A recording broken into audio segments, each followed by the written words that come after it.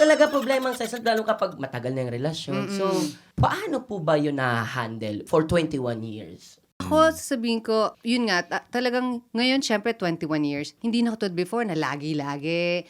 Ngayon, more on the quality ka na and than quantity, di ba? Ano ba yung quality? Yeah.